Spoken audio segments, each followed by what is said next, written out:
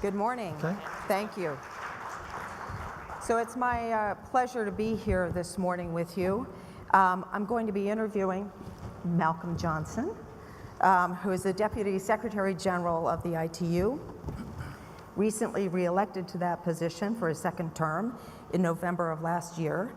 And during his first term, really implemented many efficiency measures, releasing even more resources to key ITU activities. He modernized ITU's physical security, improved internal coordination, and streamlined and digitized many internal processes. If we have time, which I'm assuming we won't, he can also tell us about the very interesting story of his time bidding on or creating the whole plan for the new ITU building in Geneva, which is quite a tale to hear. But Malcolm, thank you and welcome again to PTC.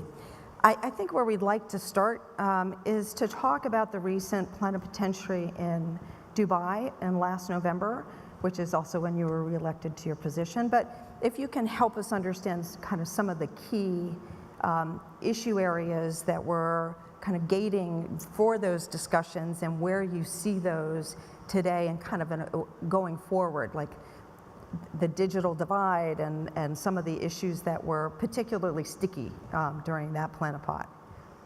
Okay, thank you, Tara, and good morning, everybody. It's a great pleasure to be back in PTC.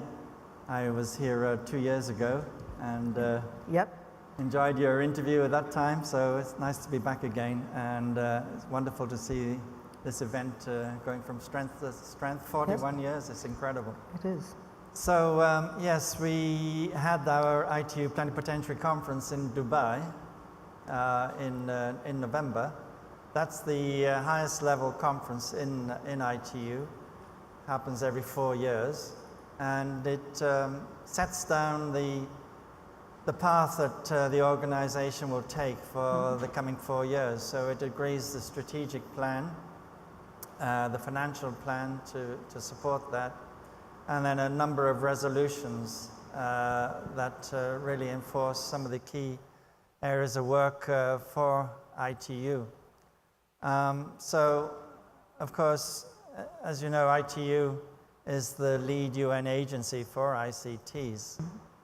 And it's really spearheading the digital revolution, which is underpinning the digital economy. So it's really at the source of many of the benefits that are brought through the technology now to especially the developing world. This is one of the key aspects of ITU, is to bring the benefits of this technology to the people in the developing countries.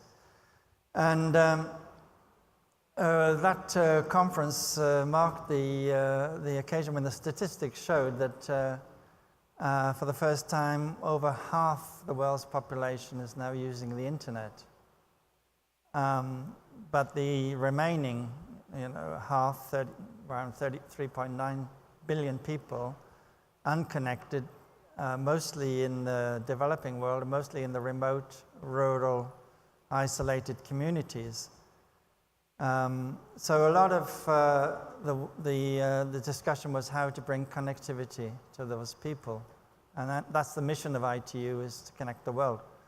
And it's not just a question of connectivity, but also making sure that people can afford to connect, and they see the benefit of connecting. So the content has got to be there that's relevant to them, and it's got to be in their local language as well. Otherwise, they're not going to pay for it. So this is going to be a focus of our work in the next 4 years, is to encourage more awareness, encourage governments to make sure that people are aware of the benefits of connecting, and then to develop the digital skills in countries to produce the digital content relevant to the people there and in their local language.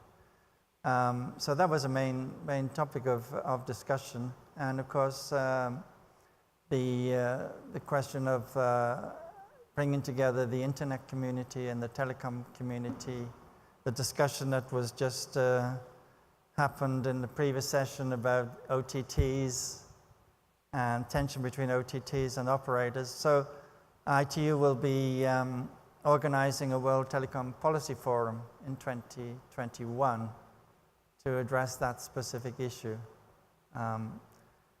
Yeah, so there's a lot of activity based on the 5 goals of ITU, which is growth, inclusiveness, sustainability, infrastructure, and partnerships. And when we look at the membership of ITU, we see that that's growing. In fact, 100 new members just last year. And then you look at the membership, traditionally it used to be the telecom operators and vendors, but now it's becoming much more diverse because the technology is pervasive in many industry sectors. So now we're seeing companies like automobile manufacturers joining ITU, utility companies.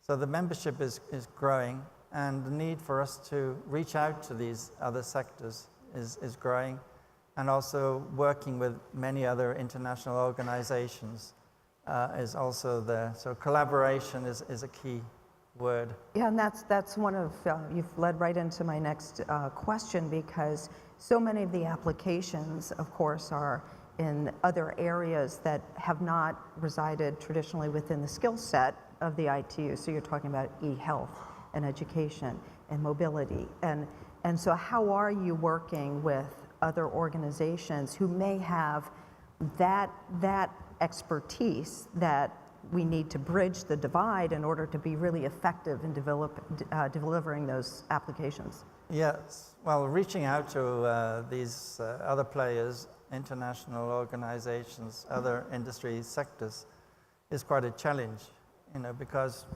ITU is not a particularly well-known organization, even for people in the sector. So then you reach out to other sectors, it's a challenge. By the way, I always say that ITU is not a particularly well-known organization because it's been quietly and effectively doing its job for 153 years. And, if there were problems, if every time your cell phone rang, the TV switched off, or satellites were banging into each other and crashing to Earth, or you could never get the number you were dialing, ITU would be a much better known organization. But yeah, we have managing to get now quite a lot of new companies, and also it's not just it's also the government ministries as well. It used to be just the ministry responsible for telecommunications that were participating in IT, but now we're seeing ministries for health and education, and then the players that are related to those. So we're very, very keen on collaboration, coordination, and cooperation. Those are the 3 key words, And when we do something like on smart cities, we have a group on smart cities looking at the ways of encouraging the use of the technology to address a lot of the challenges in the urban areas. We have a collaboration with, in the UN alone, we have a group of 16 UN agencies all working on our group on smart cities. And also when we look at artificial intelligence, we formed a group with the World Health Organization on AI for health last year. And that's because we have the advantage of a large private sector membership. Over 600 private sector companies are members of ITU. And we now have 150 universities also members.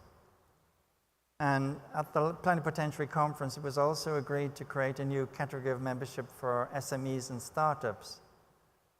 And of course, the membership fee has to be much lower for them, obviously.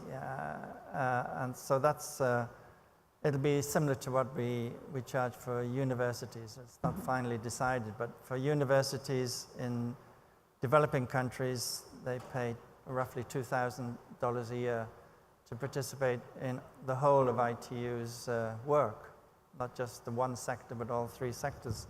So the radio sector dealing with spectrum, the standards sector, and the development sector. So we expect it'll be a similar sort of fee for SMEs, and we're looking forward to them joining, because then we have a really good network of the large companies, the telecom people, the internet, most of the internet companies are members of ITU now. And then these new players like the automobile manufacturers joining, plus the researchers from academia and the SMEs. So together with, of course, the 193 governments and regulators. So it's going to be a very nice network. The other thing, another area where we need to collaborate is on digital inclusion. Mm-hmm. We have a group, in fact there's a symposium on this week in Cairo called Financial Inclusion Global Initiative. And that's with between ITU and the World Bank and the Committee on Payments and Market Infrastructure, supported by the Bill and Melinda Gates Foundation. And that's looking at policies to encourage financial inclusion, but also helping to develop the standards which will provide for interoperability. There are a number of countries, developing countries, where we have mobile banking, but there's no interoperability, so people can't shift their accounts from one operator to another if they shift operator. So, of course, ITU's there to develop international standards. That's been the remit from the very beginning, which provide for interoperability and interconnection. So we're having to do that now with all these new players that are using the technology, not just developing the technology. And one of the things we were talking about this morning too, when we're looking at so many natural disasters that are affecting different areas, we were talking this morning, kind of how does the ITU fit into those sorts of dynamics of trying to support where there's a natural disaster or some type of urgent situation that needs to be addressed? Well, the advantage we have in ITU is that we can facilitate all the various stakeholders coming together. We find that in many of our events that we can bring government, private sector, civil society together to address these issues. And we're doing that with the emergency telecommunications. We have an event coming up in Mauritius in March, which will also be looking at ways that we can use the technology and use the communication facilities or improve communication facilities for disaster preparedness and response. That's something, of course, where the three sectors of ITU have a role to play, because it's the standards to ensure interoperability, but it's also the spectrum, harmonized spectrum, so that you have the equipment that can be moved anywhere in the world in the response to a disaster that can make use of harmonized spectrum. And that's, of course, the core function of ITU is to harmonize spectrum use throughout the world, and the satellite coordination as well. And then the developing sector helping to develop the policies to address disasters and preparedness. So the three elements of ITU come together in that. Wonderful. One of the comments that coming out of the plenipotentiary was, and you referenced it a bit when you were talking about it, about education and about digital skills and competencies. And I was surprised that despite the ubiquitous nature, to a large extent, even in the developing world, of mobile devices and the like, that they're 1/3 of the population, one statistic I read at least, really doesn't even have basic skills, digital skills. And that there maybe 40% or less than that, have standard skills, and 4% have really more of specialized skills, which we'll need more and more increasingly as more of our worlds and our activities and our lives depend upon technology and digital skills setting. How does the ITU work? You mentioned about local governments needing to make sure that their citizens really are educated, but is there something that the ITU is working kind of concretely on to try to address that skills gap? Yes, we have a number of elements to that. For example, we have what we call the ITU Academy. We have a number of online courses that we run to help develop digital skills. We also have a number of events going around the world on workshops on building human capacity on digital skills. And we're also putting a lot of emphasis on developing digital skills amongst women and girls. Mm-hmm. As you know, we have 250 million less women online than men, and that varies from about 3% difference in developed countries to about 30% in the least developed countries. So we're also trying to encourage more girls and women to develop to have these skills. We have an event each year we call Girls in ICT, which is run in about 60 or 70 countries now across the world every April. And what happens is they have training on coding, and then they have a competition, and then the best winners get a prize like iPad or whatever. Mm-hmm. So we have that, and we're also working with the UN Women on a number of courses and projects. And in fact, we have a partnership now we call Equals with about 60 different organizations all working on increasing gender parity in the ICT sector. Great. So that's, and as you probably know, in the elections in Dubai, Doreen Bogdan-Martin was elected as director of the Development Bureau. So she started as a junior professional in the Development Bureau, and now is the director of the Bureau. So that's wonderful. She's also a very good role model. So we invite role models to come along and talk about this as well. So we're doing a lot of work in that area of building human capacity. And that kind of segues into how the ITU interacts with the UN in trying to achieve its sustainable development goals. And we talked 2 years ago when you were here, there were so many of what the ICT sector addresses and covers really would help to address those 17 objectives. And how does that work for the ITU's interconnectedness with the UN on the SDGs? Yes, that's the focus of ITU's work now, is very much on the SDGs. In fact, all our activities we map to the SDGs and to the World Summit on Information Society action lines. You know, the World Summit on Information Society was organized by ITU back in 2003 and 2005, and a lot of those action lines are still found to be valid. And we have a matrix in ITU relating all the activities of ITU through to the SDGs, through the WSIS action lines.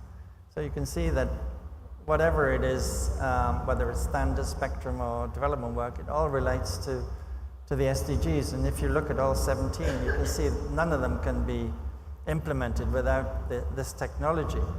Especially when you look at some of the specific goals, the 169 goals supporting these 169 targets, supporting these 17 goals.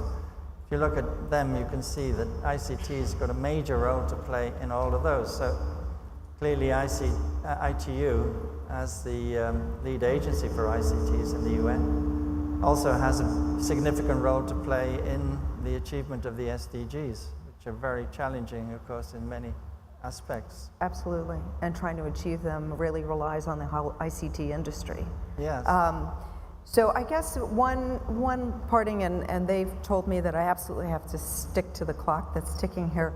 But I would like to ask just one, when we look at PTC, one of PTC's fundamental objectives and missions is through ICT to help the underserved in the community, and a lot of what PTC does through the PTC Academy and otherwise is with PETA, for instance, in the Pacific Islands.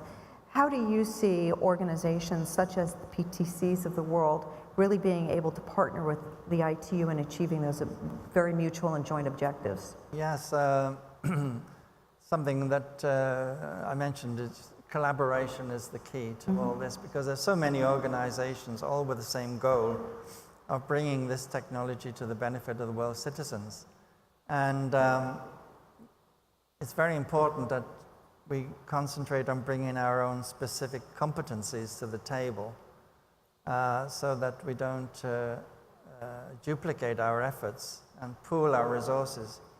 Now for PETA, for example, I participated in yesterday's event organized by PETA, because we do a lot of joint activities with PETA in the region, especially on capacity building. And also we would very much, welcome, very pleased to be always invited. ITU is always invited to PTC, so it's very nice to be able to come along. But I think, we're looking at some of the activities that go on throughout the year by PTC. It's clear that we could probably collaborate on some of those areas, especially on the education and capacity building. So it would be very welcome to have closer collaboration with PTC. And I know that one of the key areas of interest for PTC members is the spectrum. So we have the World Radio Conference coming up in October in Egypt, which is going to be addressing, amending and updating the international treaty on the use of the spectrum and satellite orbits. It's the only international treaty on use of spectrum and satellite orbits. Of course, this year it'll be looking at additional spectrum for 5G above 24 gigahertz. But also two other interesting areas. It's going to be looking at additional spectrum for these new low Earth orbiting satellite networks that are coming on stream in the next few years, and also high altitude platforms. So these three really will have a lot of potential for providing connectivity to the areas that are talked about, the rural, remote and isolated communities, including the Pacific Islands. So that's a very key conference we have this year. Great. Well, Malcolm, we've gone over by a few minutes, so the flashing light is flashing. But I hope you'll join me in thanking Malcolm for coming all the way, which is a big trip from Switzerland, to join us today. Thank you very much. Thank you.